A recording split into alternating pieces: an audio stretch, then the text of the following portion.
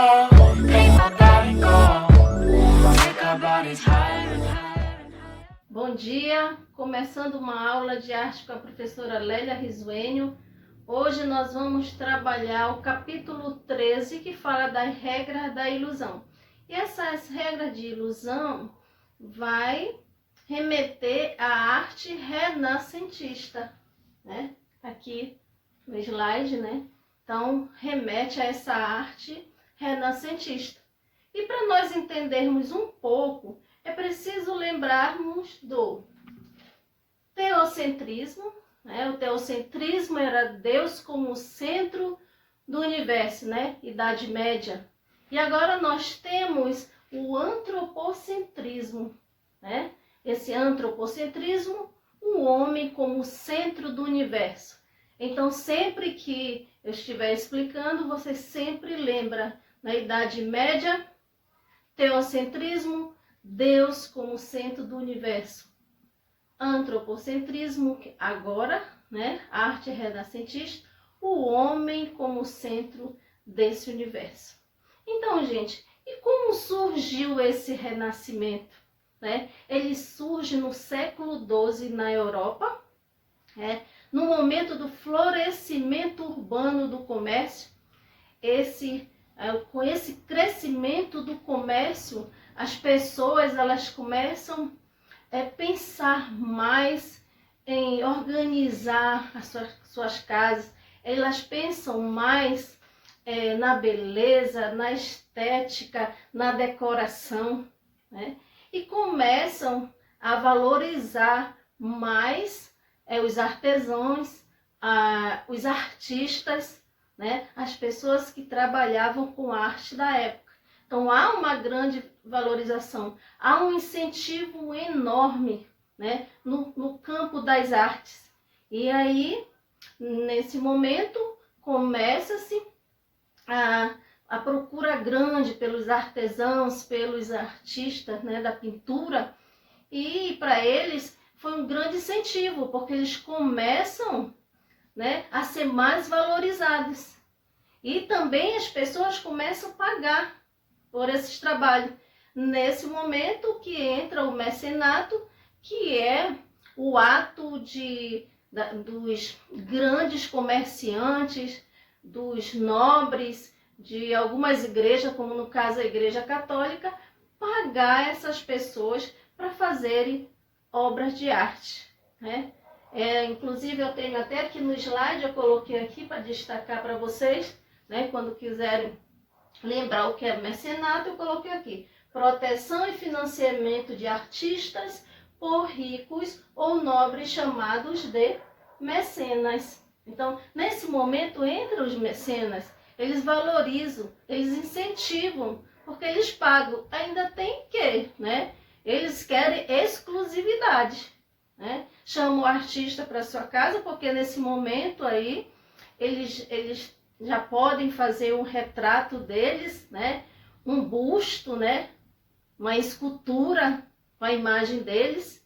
Então, por isso que eles querem a exclusividade. Então vejam bem, né, como é que é o renascimento, de que forma o homem trabalha nesse renascimento. Aí nós vamos ter aí várias coisas, novidades, né, nesse momento na arte. Então vamos ver aqui no slide, que tem como título o renascimento e uma nova perspectiva na arte. Foi o que eu falei ainda há pouco, né? Então, tem 4 passos. Marcaram a arte visual no renascimento. O primeiro, o uso da perspectiva, dando profundidade às formas. Então, as pinturas terão uma nova perspectiva para mostrar a profundidade dentro da obra. Daqui a pouco eu vou começar a mostrar melhor essa profundidade dentro de uma obra de arte. E temos o segundo, o uso de luz e sombra, modelando visualmente o volume das figuras, em lugar das linhas simples e das cores chapadas. Já vai introduzir aí a luz, a iluminação dentro de uma obra de arte. Veja, novidade do momento. Então vamos ver próximo, composições piramidais nas representações. Então nós vamos ter outras composições totalmente diferentes da que estavam em evidência, né, na arte. Então a arte renascentista já chega mostrando novidade. E aí, né, tem aqui a Sagrada Família, uma obra de Rafael Sanzio, né, uma obra muito famosa e que mostra essas características. Mostra a iluminação, o colorido, gente, especial. Vejam, quando você observa, dá para ver todo esse colorido dentro da obra. E a valorização da família, né?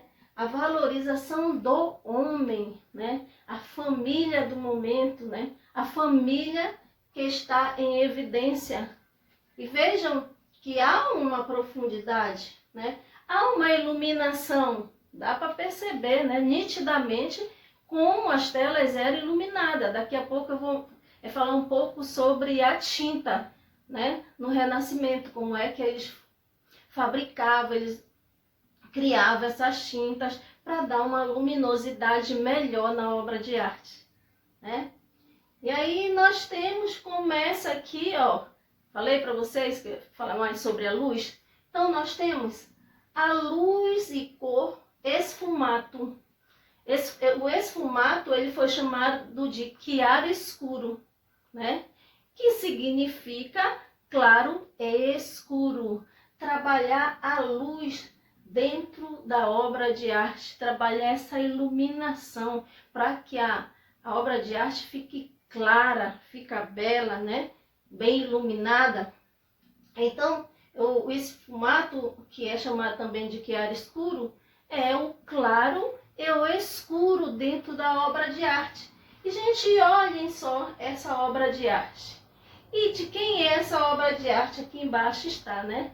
Do gênio universal, Leonardo da Vinci.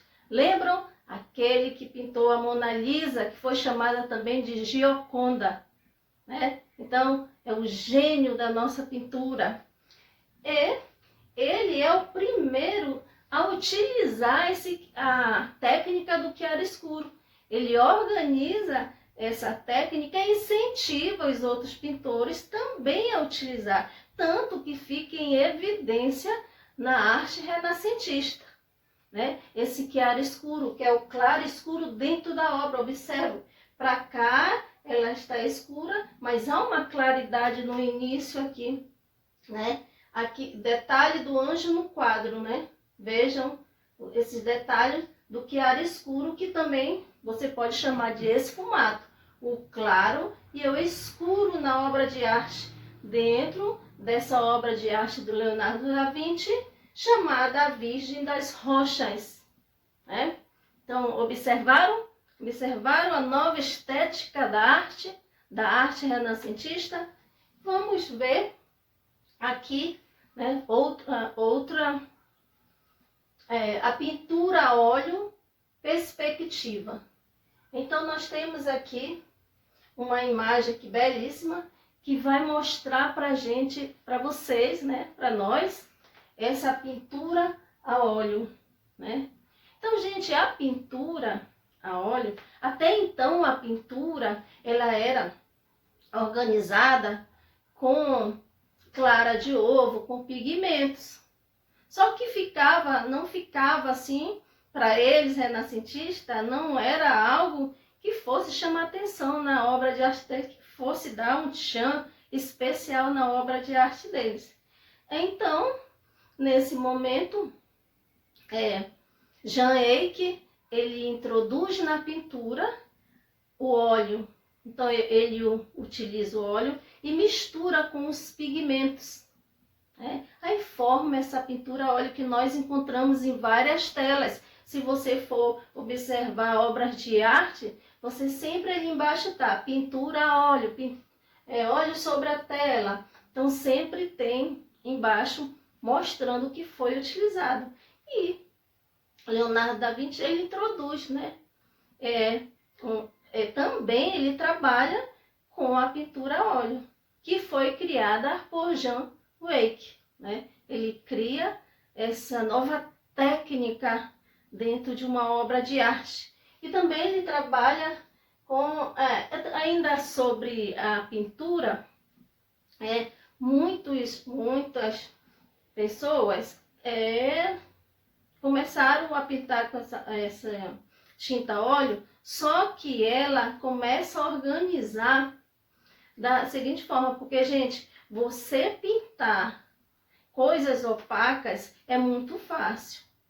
A dificuldade era porque o Renascimento, ele exaltava o homem. Então, tinha que pintar a figura humana. E essa figura humana não era fácil repassar para a pintura uma imagem humana, porque a nossa pele, ela tem brilho, né? Ela contém o brilho, então ficava opaca as pinturas.